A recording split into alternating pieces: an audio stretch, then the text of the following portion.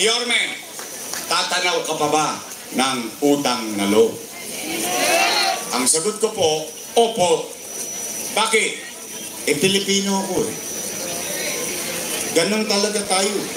Pinalaki ng mga magulang natin.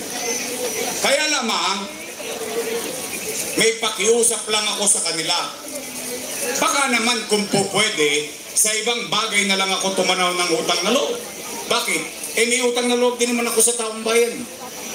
Kung wala ang Diyos at wala kayo, wala din naman ako sa kanilalagyan ko ngayon. Ngayon, masama naman bandinggin ko at yung sigaw ng taong bayan, tugunan ko. Taong bayan na sumisigaw na, bumalik ka na. Bumalik ka na! Bumalik ka na! Bumalik! Huwag niyo masyadong lakasan. Baka masigawan din kayo. Wala din babalik! Napanood niyo? Napanood ko din. Nagulat ako eh. Para ako siyotang pinalaya sa bahay. Ito na rin mo. Lumayas ka! Huwag ka nang bumalik! Nagagalit. Bakit sila nagagalit? Hindi naman nila pag-aari ang pwesto na yan. Pag-aari yan ng taong bayan. At in fact, pag ikaw, isang leader, ginampanan mo ang tungkulin mo sa taong bayan, sunumpa mong tungkulin ay inayos mo, kahit hindi ka na makita ng tao, iboboto ka ulit ng taong bayan. Nagagalit. Ako pulutan nila araw-araw, himbis na mag-ulat sila sa taong bayan. Ano sinasabi? Ano sinasabi nila? Si Yorme, maraming iniwang o kita nyo, nagpunta talaga kayo. Okay lang. Libre naman eh.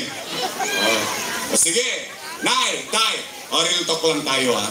Ang sabi, si Yorme, maraming iniwang ako naman paninindigan ko, ginawa ko. Bakit? Hayaan ko ang taong bayan ng umusga kung mali nga ba yung ginawa kong pamamaraan. Nay, Tay, aamin lang kayo. Taas sa kamay na may anak dito. May anak, may anak. May anak. May anak kayo. Real talk. Kapag walang makakain ng anak ninyo, gagawa nyo ng paraan? Hindi nga. Iraraos nyo? Yes! Itatawid nyo? Gagawin nyo ang lahat? O yun din ang ginawa ko bilang ama ng 2 milyong Mandalenyo noong panahon ng pandemya. Nay, Tay, noong binoto ninyo akong mayor noong 2019, wala kayong narinig sa akin na sinisiko yung sinundan ko na walang iniwang pera. Wala. Hindi ko tinuro ang daliri ko kung kani-kaninong mukha. Anong ginawa ko? Nag-move on ako agad. Bakit? Bumoto na kayo ng mayor eh.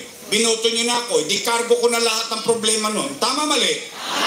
Anong ginawa ko sa Maynila? Nilinis ko Maynila. Saan ka ba naman nakakita? Paglabas pa lang ng opisina ng mayor, may echas na kagad sa tapat ng City Hall.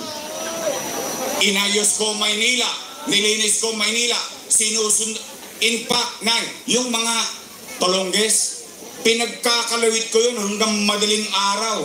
Iniikot ko ang Maynila. Ang nangyari sa Maynila, ipinatutupad na ng DILG.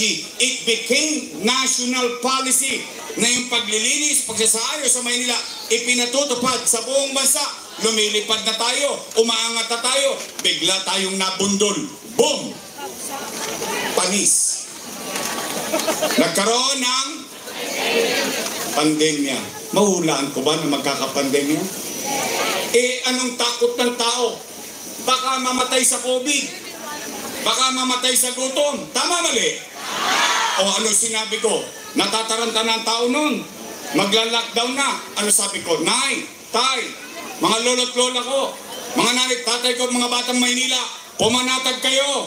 Huwag kayong mag-alala. Di sinabi ko eh. Hindi ko rin kinakaila. Ano sabi ko? Nay, pag ako wala nang mauutangan, wala nang maibebenta, nakita niyo itong relo ng City Hall, ipatata sa kutok kay tambunting makaraos lang tayo. Ano naging epekto?